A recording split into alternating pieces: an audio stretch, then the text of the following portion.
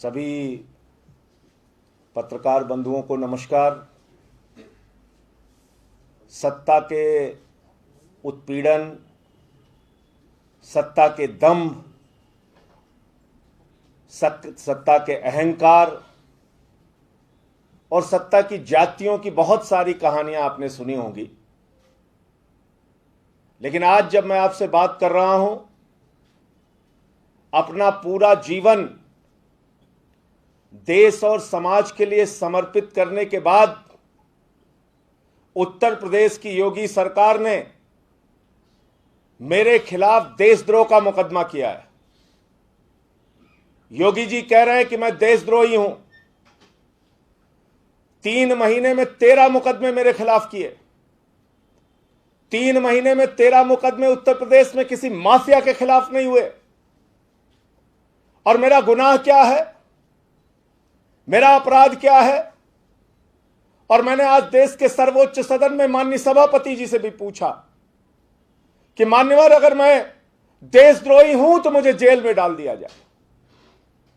और मुझे प्रसन्नता है कि आज 12 राजनीतिक दलों के 37 सांसदों ने मेरा समर्थन किया और माननीय सभापति जी ने सदन को भरोसा दिया कि इस पूरे मामले की जांच कराएंगे। लेकिन यह देशद्रोह का मुकदमा हुआ क्यों? क्योंकि मैंने उत्तर प्रदेश में हो रही जाति और अपराध के खिलाफ आवाज उठाया। मैंने उत्तर प्रदेश में हो रही ब्राह्मणों की हत्या का मामला उठाया। मैंने उत्तर प्रदेश में हो रहे दलितों के हत्या का मामला उठाया।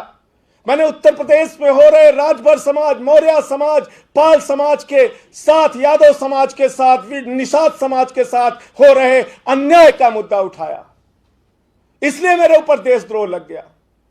क्योंकि मैंने विक्रम जोशी पत्रकार का मुद्दा उठाया। क्योंकि मैंने 3 बार के विधायक निवेंद्र मिश्रा की हत्या का मुद्दा उठाया।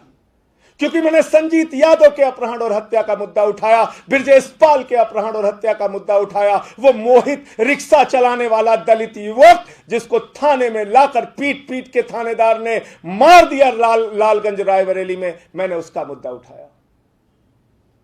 और इसलिए मेरे खिलाफ देशद्रोह कर दिया गया। क्योंकि जब पूरा देश कोरोना से जूझ रहा है, इस महामारी से लड़ रहा है, पूरे देश में लोगों की जान जा रही है, उत्तर प्रदेश के 2 मंत्री अपनी जान गंवा चुके हैं, कई विधायक पॉजिटिव हो गए हैं, जनता के रोज 5-6 हजार नए केसेस आ रहे हैं, उस समय हमने कहा उत्तर प्रदेश में ऑक्सीमीटर के नाम पे घोटाला हो रहा है, थर्मोमीटर के नाम पर घोटाला हो रहा है।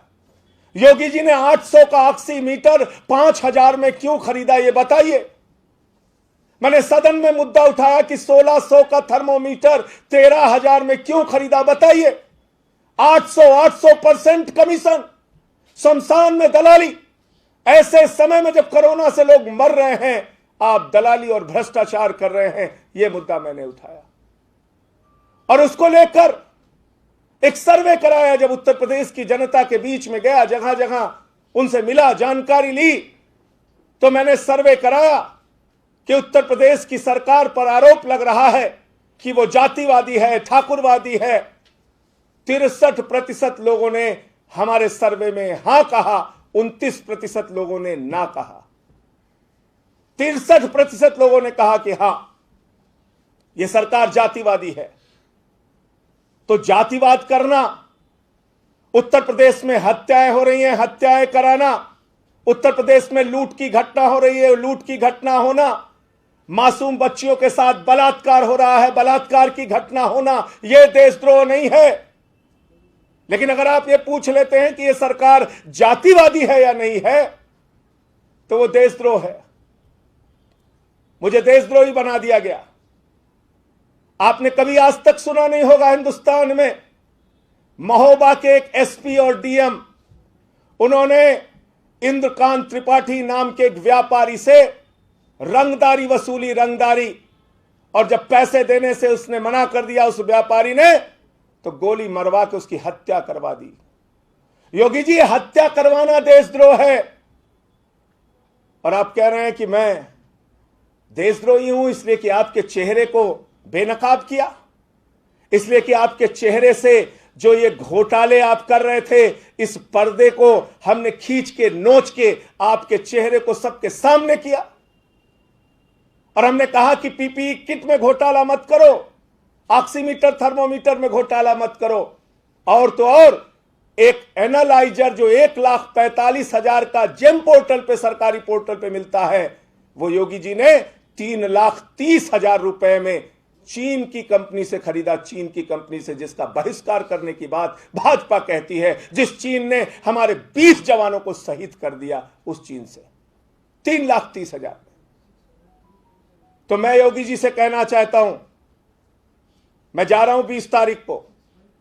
इस देशद्रोह की नोटिस में पहले आईटी एक्ट में मुकदमा लिखा गया, पहले अज्ञात में मुकदमा लिखा गया, लेकिन जब मैंने कोरोना घोटाले को उठा दिया संसद में, तो कल ही शाम को मेरे पास नोटिस आ गई और उसमें देशद्रोह की धारा बढ़ा दी गई। आईटी एक्ट की धारा में देशद्रोह की धारा, और कोई शायद धारा छूटी नहीं जो धारा न लगा दी गई हो। डीएम और एसपी उत्तर प्रदेश के अंदर हत्याएं करवा रहे हैं, रंगदारी वसूल रहे हैं, ये मामले में बार बार उठाता रहूंगा। कोरोना में घोटाला हो रहा है, ये मामला मैं बार बार उठाता रहूंगा। और 20 तारीख को जो नोटिस आई है, मैं संसद का एक जिम्मेदार सदस्य हूं, सदन की कार्रवाई छोड़ता नहीं, प्रतिदिन सदन में उपस्थित रहता हूं। 9 बजे सिग्नेचर करके पार्लियामेंट में माननीय सभापति जी को बताकर मैं यहां से निकल जाऊंगा और 20 तारीख को ही लखनऊ के अंदर थाने में जाकर अपनी गिरफ्तारी दूंगा। मुझे मालूम है कि मुझे 20 तारीख को गिरफ्तार करके जेल भेजा जाएगा। मैं उत्तर प्रदेश के लोगों से कहना चाहता हूं, मैं ब्राह्मण भाइयों से कहना चाहता हूं, मैं दलित भाइयों से कहना चाहता हूं, मैं मौर्य समाज के लोगों से कहना चाहता हूं, यादव समाज के लोगों से कहना चाहता हूं, पाल समाज और निषाद समाज के लोगों से कहना चाहता हूं, एक नहीं 1,000 मुकदमे मेरे ऊपर कर दो, जितना चाहे जेल में रखो, लाठियां चलवाओ, मुकदमे लिखवाओ, लेकिन आप ये कभी मत सोचना योगी जी कि मैं अपनी आवाज बंद कर दूंगा। कभी मत सोचना कि मैं जुल्म के खिलाफ बोलना बंद कर दूंगा। कभी मत सोचना कि मैं इन हत्याओं के खिलाफ अपनी आवाज नहीं उठाऊंगा। मैं बार बार अपनी आवाज उठाऊंगा। 20 तारीख को जाऊंगा, अपनी गिरफ्तारी दूंगा। आप उत्तर प्रदेश के लोगों के लिए, उनकी आवाज उठाने के लिए अगर मुझे गिरफ्तार करना चाहते हैं तो मुझे जेल भेजिए।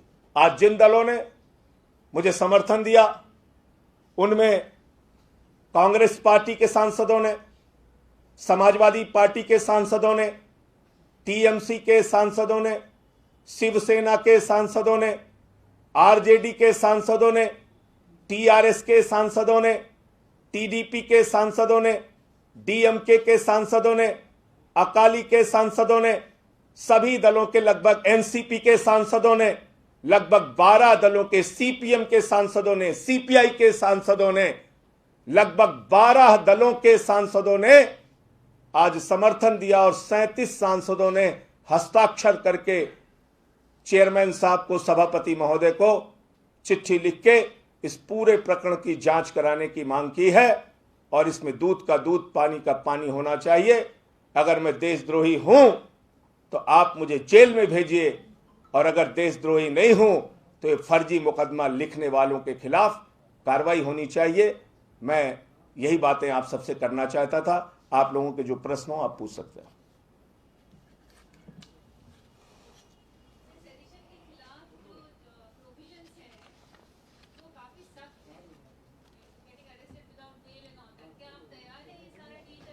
सौ 100% तैयार हैं, और मैं 20 तारीख को जाऊंगा। मुझे योगी सरकार गिरफ्तार करे, जेल में भेजे, मुझे इसकी चिंता नहीं है, लेकिन इनके जातिवादी चेहरे को, लोगों के साथ अन्याय कर रहे चेहरे को बेनकाब करूंगा। उसमें मुझे कोई नहीं रोक पाएगा।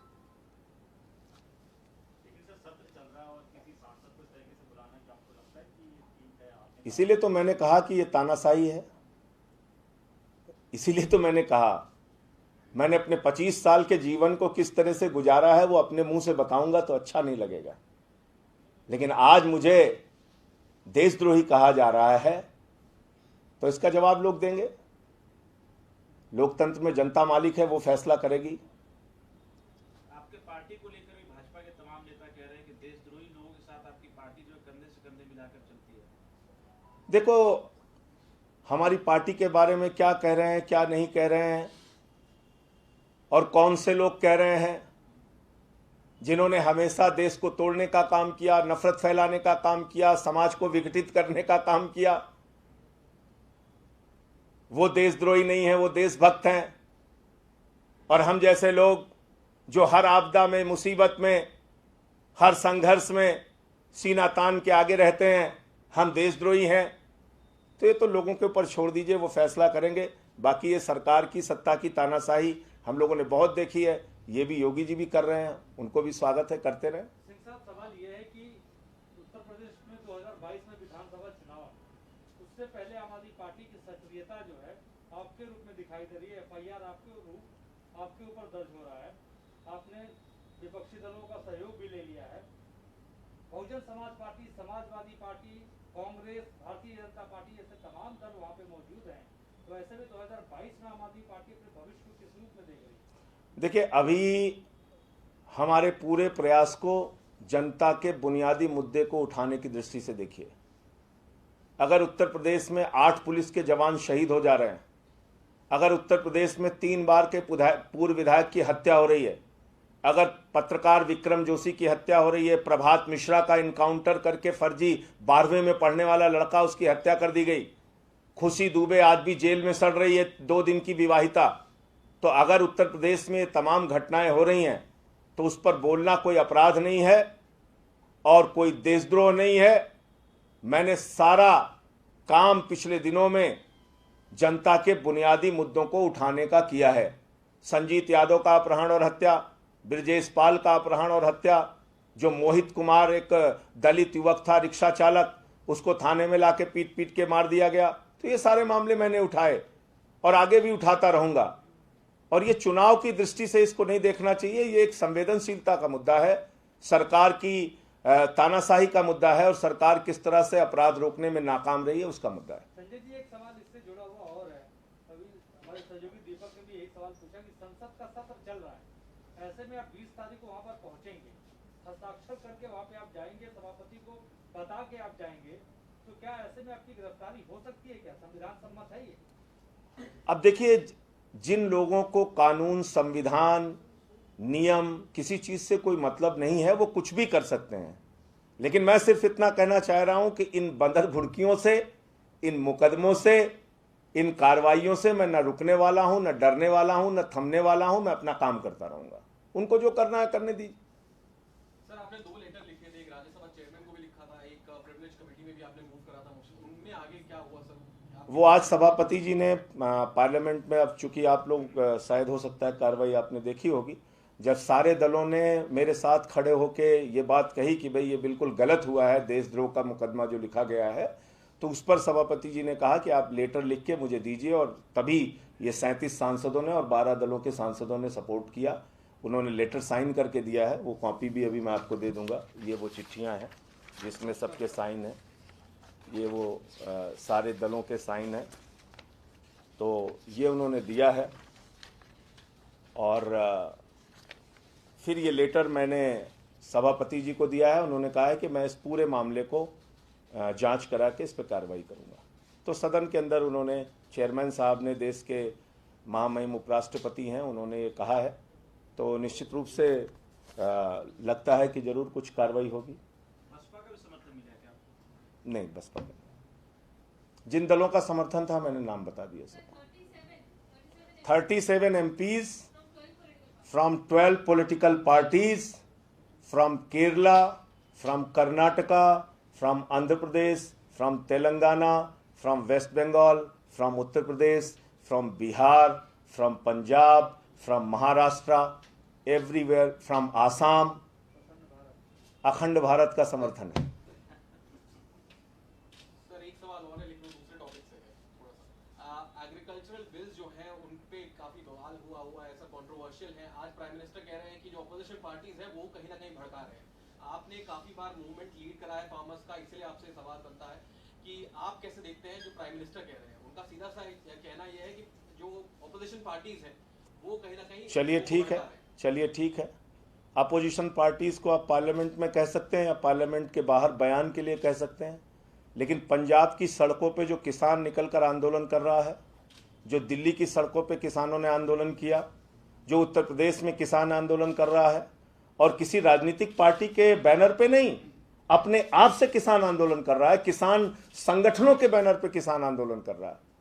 तो प्रधानमंत्री जी के द्वारा ये कहना कि इसमें राजनीतिक दल कोई भूमिका निभा रहे हैं भड़काने में, ऐसा बिल्कुल नहीं है। उनके साथ न्याय नहीं हो रहा है, उनको लग रहा है कि उनका हक उनसे छीना जा रहा है, इसलिए वो आवाज उठा रहे हैं।